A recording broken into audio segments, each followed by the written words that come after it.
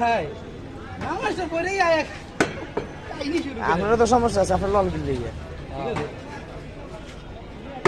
সুজন একটা কথাও আছে, একটা মানুষ বিপদে বললে কিন্তু কেউ মনে করো ওইভাবে দিতেও চায় না। আর লইছে একজন দুইজনে তো লয় নাই। হ্যাঁ কথা ঠিক আছে, বাইরে দোষ আছে, দোষ আছে এমন তো না, বাইরের একটা ইয়া দিতেই হতো তো। ও যদি ওইরকম হইতো হয় কিন্তু এলাকায় এতদিন থাকতে পারতো না, জিনিসটা তোমার বুঝতেই হবে। তো মানুষ পায় ঠিক আছে, তো তো একবার লেনদেন একবারে যে খারাপ এরকম তো কইলেই হইব না। দিতে দিতে আমি মনে করে দিতে দিতেও খারাপ হয়ে গেছে।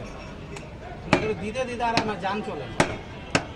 কম দাওয়া দিচ্ছে 1,20,000 টাকা না 30,000 টাকা দেওয়া হয়েছে। টাকাও তুলে পালাম এই যে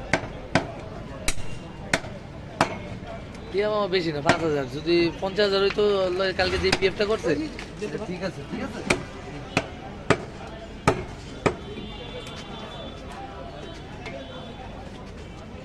মাদ্রাসার লেগা মাদ্রাসা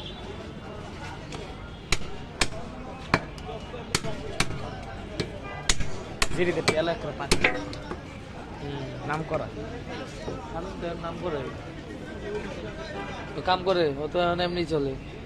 কেডা? সামনের কথা কই, ওর 8-10 লাখ টাকা খালি সুদে লাগানো। নামাজ পড়ে লাভ হয় কি? এটাই আমি কই। জুমার নামাজটা পড়েই আয়।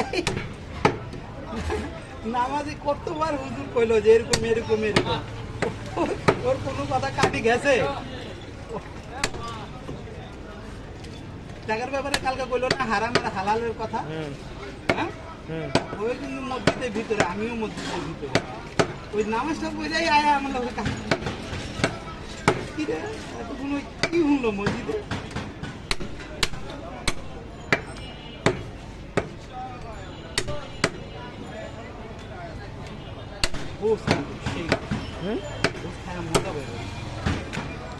আপনার জনি ভাই কিনে আনছে না?